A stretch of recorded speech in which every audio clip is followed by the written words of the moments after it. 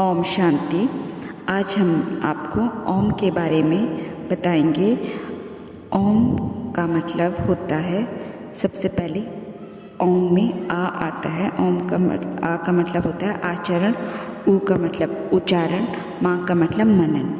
आचरण मतलब करना, उच्चारण मतलब बोलना, मनन मतलब सोचना।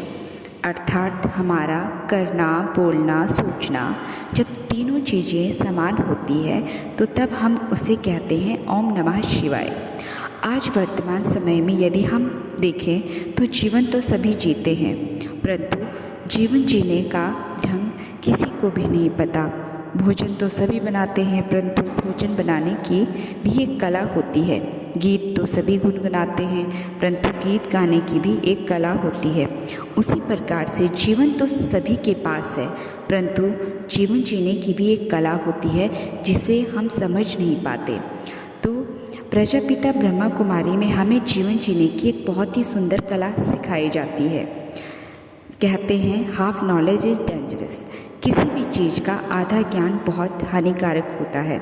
हम सभी लाइट को यूज़ तो करते हैं, लेकिन हमें लाइट की फुल नॉलेज नहीं है। तो हम स्विच तो खोल सकते हैं, परंतु बोर्ड नहीं खोल सकते।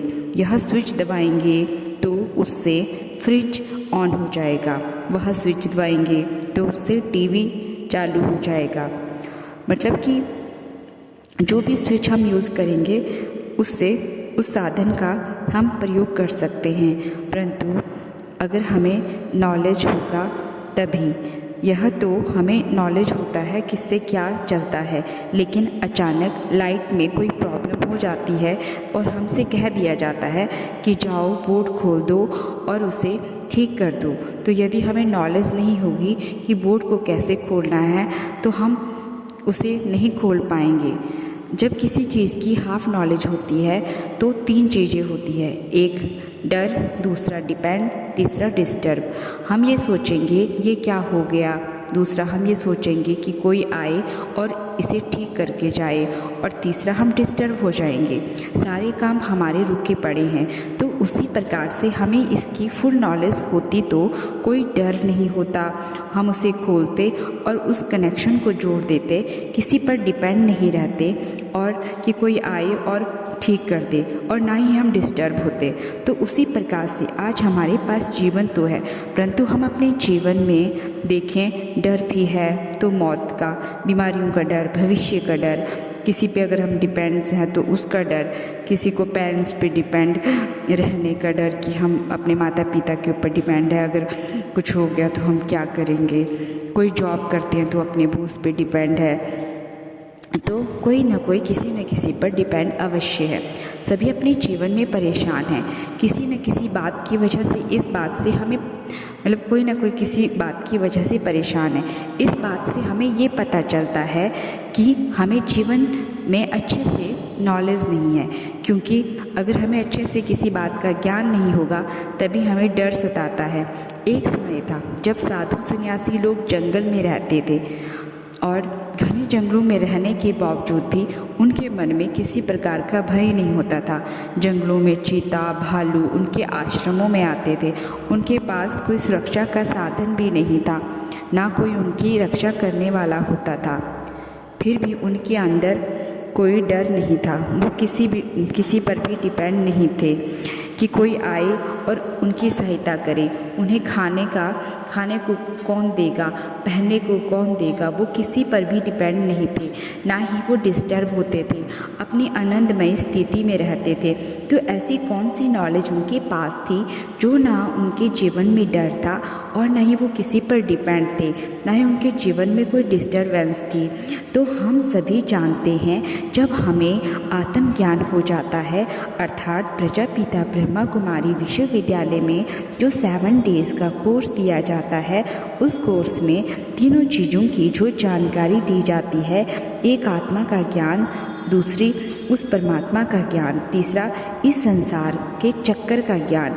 अर्थात हमें आत्मा का ज्ञान होता है तब हमारे मन से मौत का डर भी खत्म हो जाता है और बहुत सारे डर ख़त्म हो जाते हैं। जब हमें परमात्मा का ज्ञान हो जाता है तो हमें ये पता चल जाता है कि हम किसी पर भी डिपेंड नहीं है, हमारे साथ परमपिता परमेश्वर है। और तीसरा, जब हमें इस चक्कर का ज्ञान हो जाता है कि ड्रामा बहुत कल्याणकारी बना हुआ है तो हमें किसी बात का डर नहीं रहता। तो आज हमें सबसे पहले आत्मज्ञान दिया जाएगा, क्योंकि कहते हैं ना, पत्ता पत्ता सींचने से फूल नहीं खिलता, बिना आत्मा के ज्ञान के परमात्मा नहीं मिलता।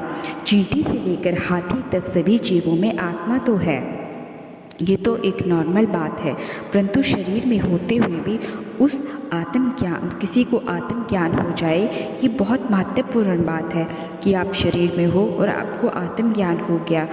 यह हाथ हमारे पास है, हम इसे डेली यूज़ करते हैं। जब इसे हम अपने लिए यूज़ करते हैं तो इसे उपयोग कहा जाता है, और जब इन्हीं हाथों के द्वारा हम किसी को कष्ट देते हैं तो उसे दुरुपयोग कहा जाता है, और इन्हीं हाथों के द्वारा जब हम किसी को सुख देते हैं तो उसे सदुपयोग कहा जाता है।